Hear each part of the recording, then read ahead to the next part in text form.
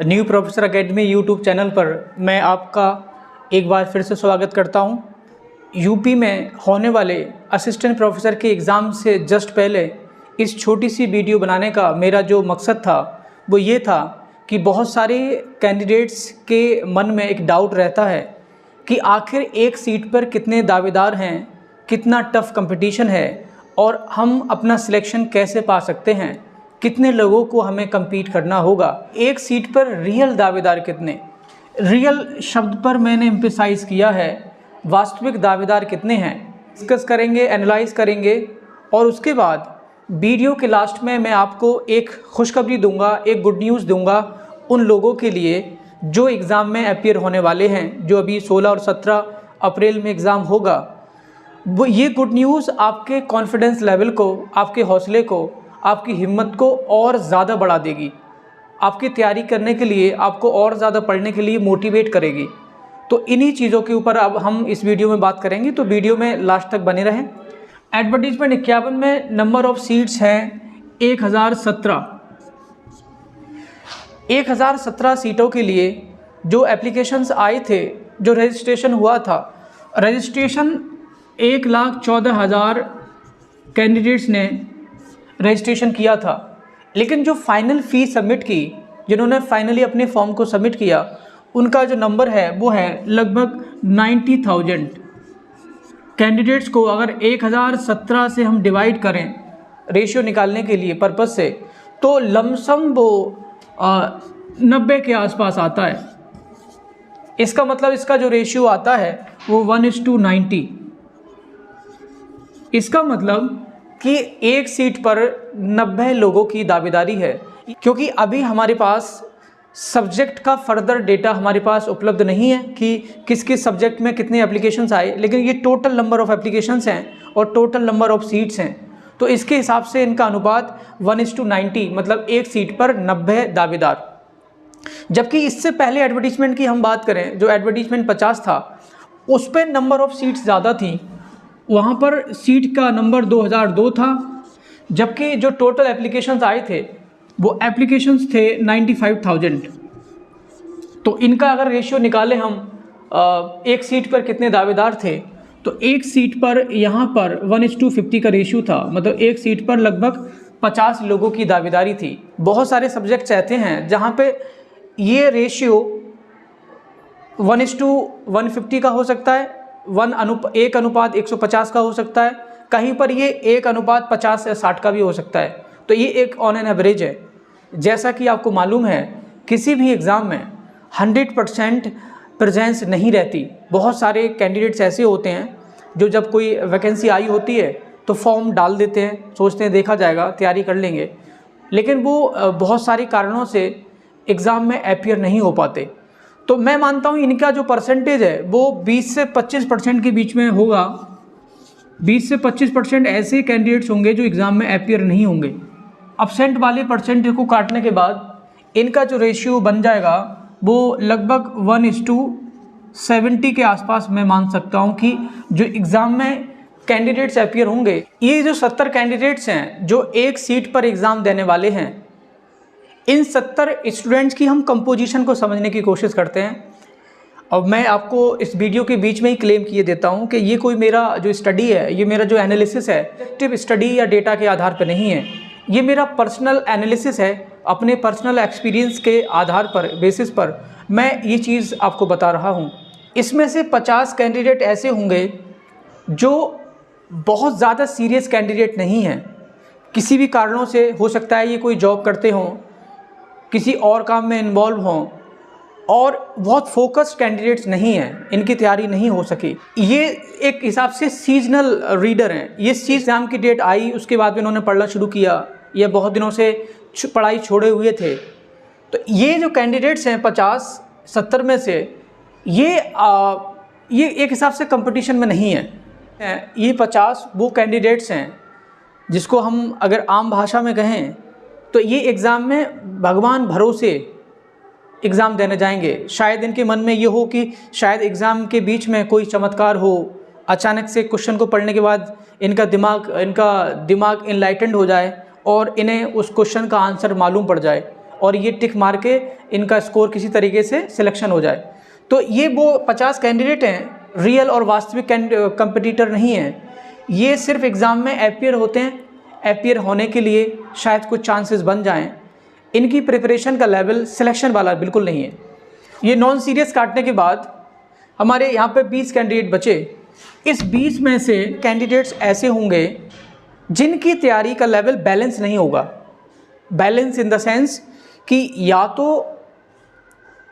इनके सब्जेक्ट पे पकड़ अच्छी होगी तो जीके वाला सेक्शन इनका काफ़ी पुअर होगा, अगर जीके का सेक्शन ठीक होगा तो इनका सब्जेक्ट पे पकड़ अच्छी नहीं होगी, इनकी बैलेंस तैयारी नहीं होगी। इनमें ज़्यादातर लोग ऐसे हैं जो सब्जेक्ट में तो जिनकी स्कोरिंग एवरेज है, जो सब्जेक्ट इनका ओके एवरेज टाइप का है, और जीके इनका पुअर है। जीके में, ये जीके वाले सेक्शन में इनका स्कोर 15 से ऊपर नहीं हो सकता।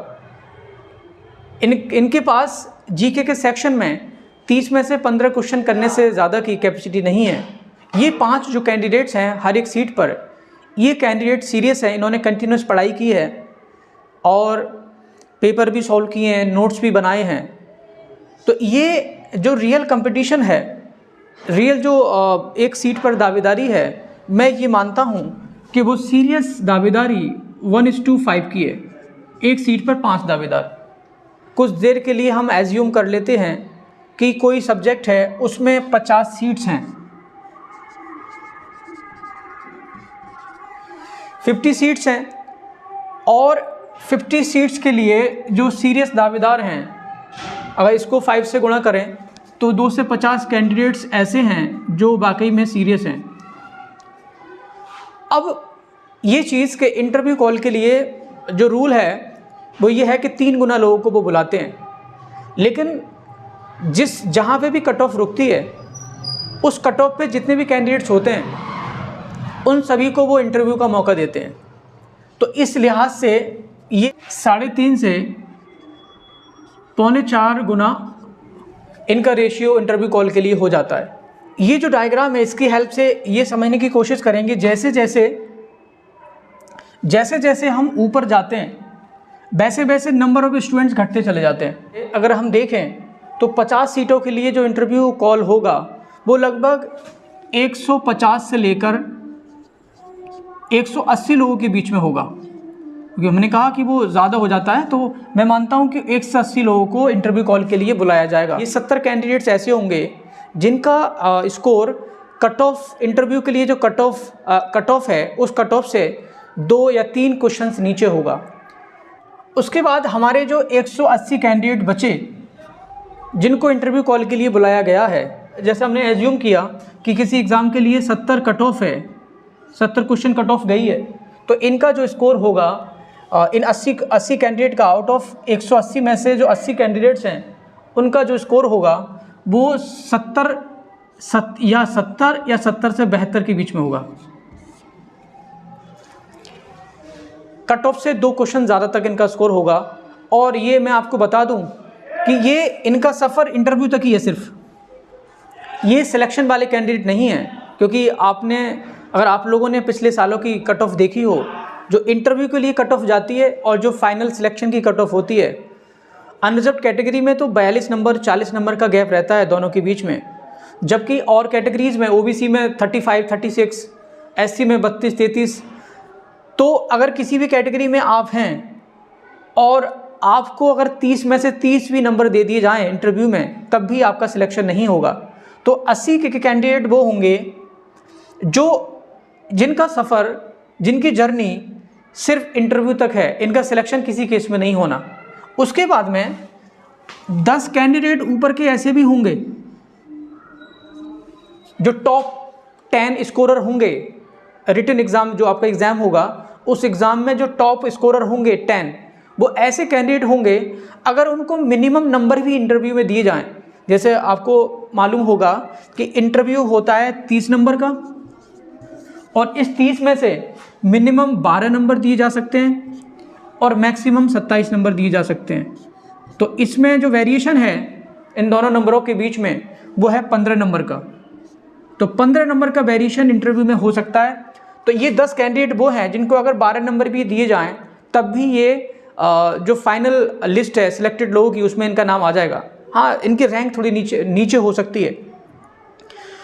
उसके बाद में अब जो हमारे कैंडिडेट्स बचते हैं वो 180 में से 80 हमने माइनस वाले किए जो कट ऑफ से एक क्वेश्चन या 2 क्वेश्चन ऊपर वाले थे, जिनका सिलेक्शन नहीं होना है, जिनकी जर्नी इंटरव्यू तक है सिर्फ। उसके बाद में 10 कैंडिडेट्स ऐसे हैं टॉप स्कोरर जिनका सिलेक्शन होना है, उनकी रैंक नीचे हो सकती है इंटरव्यू अगर कम नंबर उनको मिलते हैं। उसके बाद में हमारे 90 कैंडिडेट्स बचते हैं, 50 अब सीटें बची हमारी 40 और कैंडिडेट बचे 90। इनमें बहुत टफ फाइट होती है। यहाँ पे इंटरव्यू का रोल बहुत ज़्यादा क्रूशल हो जाता है। इंटरव्यू का वेटेज, इसका सिग्निफिकेंस बहुत ज़्यादा बढ़ जाता है। एक एग्जांपल की हेल्प से हम समझने की कोशिश करेंगे। सपोज 2 कैंडिडेट्स हैं, कैंडिडेट ए और कैंडिडेट बी। अब कैंडिडेट ए का रिटन में जो स्कोर है वो 100 क्वेश्चंस में से उसके क्वेश्चंस ठीक थे 75, जबकि कैंडिडेट बी के जो स्कोर था रिटन एग्ज़ाम में वो था 78। इसका मतलब 3 क्वेश्चंस का गैप, मतलब 6 नंबर का गैप। बी का स्कोर रिटन वाले एग्ज़ाम में ए वाले से 6 नंबर ज़्यादा था। लेकिन इंटरव्यू में ये लोग जाते हैं। इंटरव्यू में क्या होता है कि इंटरव्यू पैनल कैंडिडेट ए को नंबर देता है 30 में से 26, जबकि कैंडिडेट बी इनको नंबर देता है 18। तो यहाँ पे इन दोनों के बीच में कितने नंबर का गैप था? एग्ज़ाम में 6 नंबर का, लेकिन इंटरव्यू में इन दोनों के बीच में कितने नंबर्स का गैप है? 8 नंबर का। अब इसके बाद में रिटन में कम मार्क्स होने के बावजूद ए का जो टोटल स्कोर बना वो बी से 2 नंबर ज़्यादा बना। तो 2 नंबर तो बहुत बड़ा गैप क्रिएट कर देता है। तो यहाँ पे ए सिलेक्ट हो जाएंगे और बी रह जाएंगे, जबकि बी का रिटन में स्कोर ए से ज़्यादा था। इन बचे हुए 90 लोगों में बहुत भारी कंपटीशन होता है और इंटरव्यू का रोल इसमें बहुत ज़्यादा बढ़ जाता है। इंटरव्यू का 1 नंबर या 2 नंबर भी इनको लिस्ट से आउट या इन कर सकते हैं। तो ये पूरा एनालिसिस था जो हमने समझने की कोशिश की कि आपको घबराने की ज़रूरत नहीं है। किसी भी एग्ज़ाम में जो इस संख्या एग्ज़ाम में अपीयर होती है वो सारे आपके सीरियस या रियल दावेदार नहीं होते, उनसे आपका कंपटीशन नहीं है। उसमें से मैंने पहले ही बता दिया आपको कि एक 1:5 रेशियो का निकला, बाकी जो कैंडिडेट्स थे वो नॉन सीरियस थे। ये मेरा पर्सनल ऑब्जर्वेशन है कि जो संख्या हमें दिखाई देती है कि एक 1:90, 1:100 का रेशियो है, वो सारे कैंडिडेट्स इक्वली आपके लिए सीरियस थ्रेट नहीं हैं। जो कॉन्स्टेंटली तैयारी कर रहे हैं, जिन्होंने नोट्स बनाए हैं, जिन्होंने पेपर को सॉल्व किया है और जो एग्ज़ाम की रिक्वायरमेंट्स को समझते हैं, एग्ज़ाम के पैटर्न को, उनके क्वेश्चंस के नेचर को समझते हैं, उनके लिए ये मुश्किल टास्क नहीं है। एक सीट पर 5 दावेदार सीरियस हैं। बाकी के जो 85 कैंडिडेट बचे वो आपको थ्रेट नहीं है, उनसे आपका कंपटीशन नहीं है। जैसा कि मैंने वीडियो के शुरू में आपसे प्रॉमिस किया था कि मैं वीडियो के लास्ट में आपको एक खुशखबरी दूंगा, एक गुड न्यूज़ दूंगा जो आपके मोटिवेशन और कॉन्फिडेंस के लेवल को और बढ़ा देगी। तो जैसा कि आपको मालूम है कि 2022 में एडवर्टीज़मेंट 50 के जो कैंडिडेट्स थे उनकी ज्वाइनिंग हुई। आपको मालूम है कि ये एग्ज़ाम 3 साल के बाद हो रहा है ऑलमोस्ट। तो वो लोग जिनका सिलेक्शन एडवर्टीज़मेंट 50 में हुआ था उनको जॉब ज्वाइन किए 3 साल के आसपास हो चुके हैं, 3 और 3.5 साल के आसपास हो चुके हैं। अगर ये एग्ज़ाम आपका 2023 में हो गया होता तो मुझे उम्मीद है, जैसा कि मेरे लोगों से कांटेक्ट होता है और बात होती है, उसमें से जिन लोगों का सिलेक्शन हुआ था वो ज़्यादातर लोग अपने कॉलेज से सेटिस्फाई नहीं होते। 90% लोग जहां उनको कॉलेज मिलता है उससे सेटिस्फाई नहीं होते। तो इसलिए अगर ये एग्ज़ाम 2023 में हो गया होता तो जो लोग सिलेक्टेड हैं हर एक सब्जेक्ट के, उसमें से 90% लोग दोबारा एग्ज़ाम में अपीयर होते, जो कि आपके लिए बहुत बड़ी थ्रेट थी। कि लंबा समय गुजरा, 3 साल के आसपास हो चुके हैं और ज्वाइन किए हुए, तो उसके बाद में उनका जो दोबारा एग्ज़ाम में बैठने का मोटिवेशन है या ऑब्जेक्टिव है, वो अब उसका कोई मतलब नहीं बनता, क्योंकि 3-4 साल के बाद 4 साल के बाद में पहला प्रमोशन होता है असिस्टेंट प्रोफेसर की पोस्ट पर। तो वो लोग अब एग्ज़ाम में 99% या 90 से 5% लोग एग्ज़ाम में अपीयर नहीं होंगे। वो इसलिए क्योंकि इतना लंबा समय गुजर चुका है, दोबारा से एग्ज़ाम देने का मतलब नौकरी को ज़ीरो से स्टार्ट करना, तो उनके लिए वो नुकसान का सौदा है। तो ये आपके लिए गुड न्यूज़ है कि आपके कंपटीशन का जो लेवल है वो और कम हो गया। और एग्ज़ाम ये 2023 में हो गया होता तो ये और ज़्यादा मुश्किल और ज़्यादा टफ कंपटीशन होता कि वो ज़्यादातर लोग 90% लोग एग्ज़ाम में अपीयर होते। अब वो एग्ज़ाम में नहीं बैठने वाले हैं। तो ये आपके लिए गुड न्यूज़ है, ये बहुत बड़ी गुड न्यूज़ है। उनकी संख्या लिमिटेड होती, लेकिन वो बहुत ज़्यादा सीरियस दावेदार थे पोस्ट के लिए। तो ये ऐसा फैक्टर है, अगर आपको इसको गहराई से सोचें, इस पे अगर ध्यान दें, तो ये बहुत ज़्यादा इम्पोर्टेंट फैक्टर है जो आपको मोटिवेट कर सकता है। अगर आपको वीडियो अच्छी लगी हो तो वीडियो को लाइक करें, चैनल को सब्सक्राइब करें। अगर आपको अभी भी ये लगता है कि किसी और टॉपिक पर मुझको वीडियो बनानी चाहिए एग्ज़ाम से पहले, तो आप कमेंट में लिखें, मैं कोशिश करूँगा कि उस पर वीडियो बना के अपलोड करूँ। तो थैंक यू सो मच।